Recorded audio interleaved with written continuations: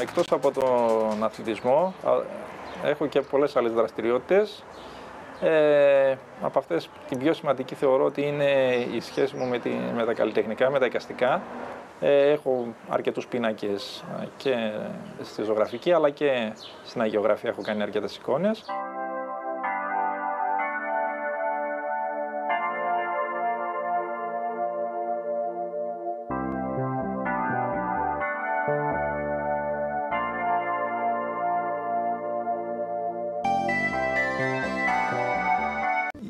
Εδώ ένα δείγμα, μια εικόνα από τις αγιογραφίες. Έχω κάνει 3 χρόνια αγιογραφία. Ασχοληθήκατε και με την αγιογραφία? Ναι, 3 χρόνια έχω κάνει αγιογραφία.